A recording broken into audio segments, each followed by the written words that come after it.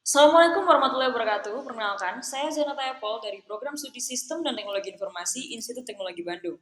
Dalam video ini, saya akan mempresentasikan hasil pengerjaan ujian tengah semester mata kuliah Sistem Multimedia. Terdapat 3 soal utama dalam ujian ini yang mencakup topik terkait perhitungan bitrate video digital, kompresi data menggunakan Huffman coding, dan juga analisis fenomena aliasing pada sinyal audio.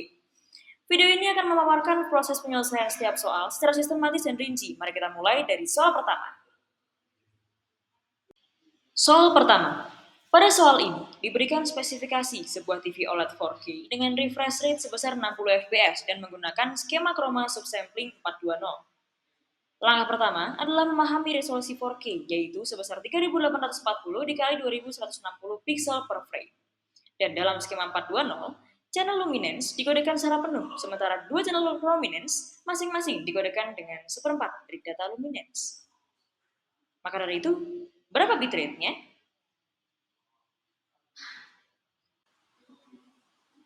Diasumsikan bahwa setiap channel menggunakan 8 bit per sampel. Sehingga perhitungannya luminance 3840 dikali 2160 dikali 8. Hasilnya segitu. Dan luminance adalah setengah juta dari 55 Y atau 1200 bit sebesar itu. Kemudian bagian prominence-nya total per frame-nya adalah atau dikali luminance-nya tadi yaitu 99 juta 177 dengan refresh rate 60 fps ditambahkan sehingga menjadi 99 bitrate dihitung sebagai 99 juta dikali 60 sebesar 1800.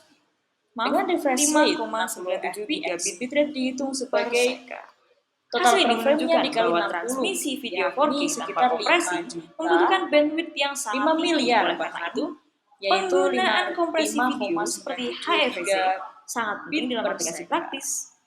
Hasilnya menunjukkan bahwa transmisi video 4K tanpa kompresi diasumsikan membutuhkan bandwidth yang menggunakan 8 bit per sampel. Penggunaan kompresi video seperti luminance HEVC 3840 dikali 2160 dikali 8. Hasilnya segitu, dan chrominance.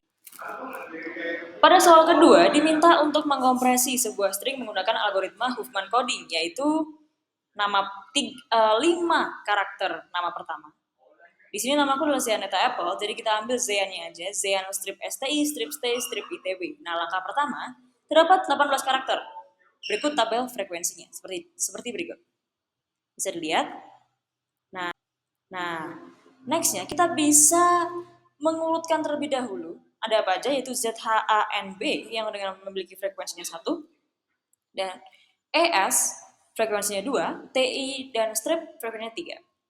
Langkah kedua, berdasarkan frekuensi tersebut dibangun pohon Huffman dan setiap karakter diberi kode biner berdasarkan posisi relatifnya dalam pohon.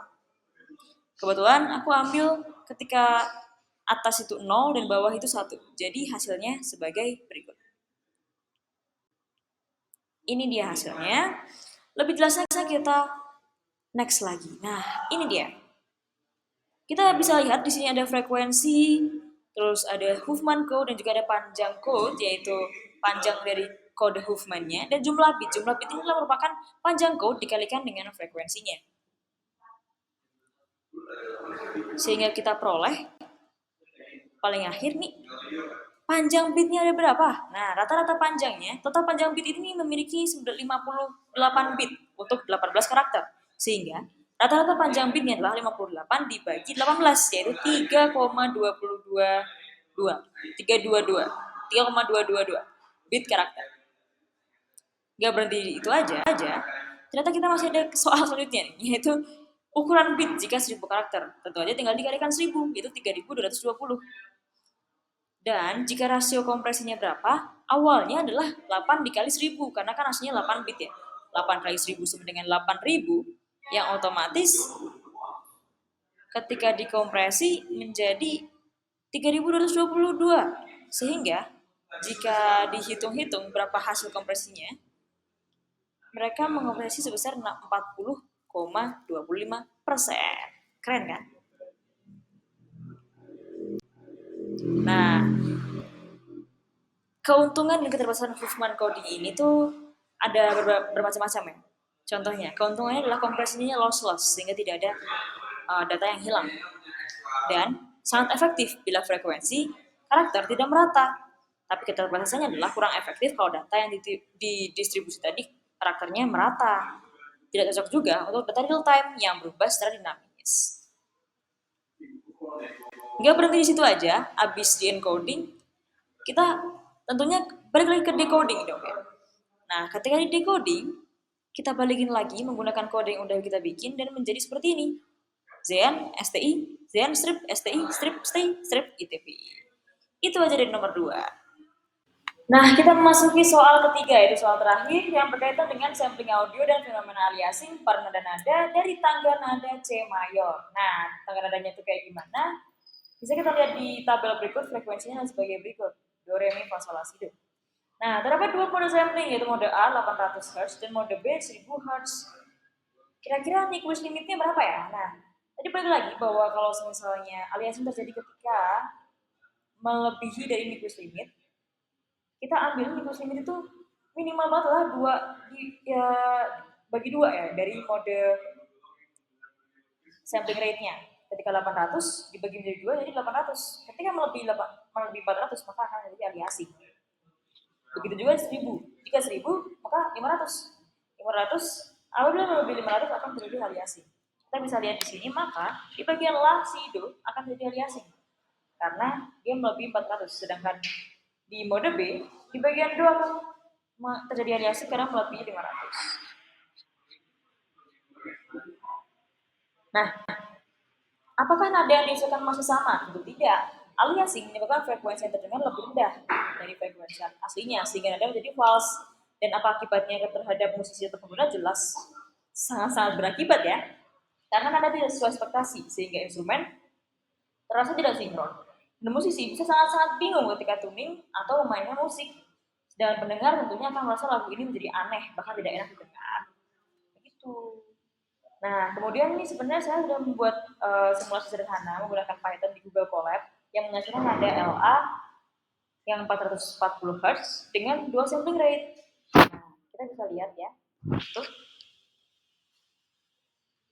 Diklik aja kode berikut, kemudian kita bisa lanjut ke coba-cobanya, jadi dengarkan aja gimana hasilnya. Sebagai berikut.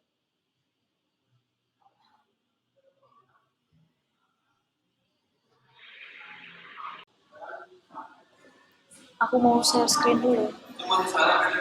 Nah, ini dia hasil dari codingan aku mengenai percobaan gimana sih ketika nada LA ini digabungkan dengan sampling rate 4800 dan juga 1000.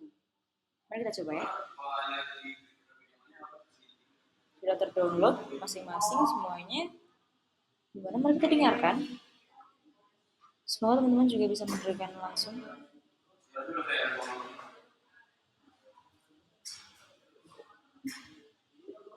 Jadi itu ya.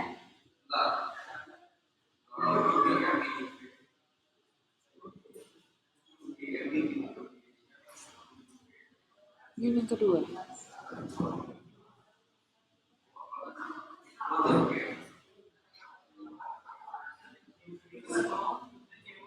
Ya. Seperti itu. Selamat mencoba.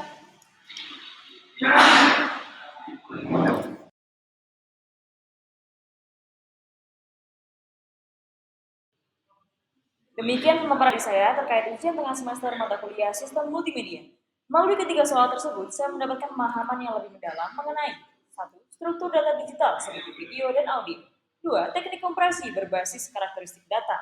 3. Serta pentingnya prinsip sampling dalam dunia nyata dan juga dunia multimedia.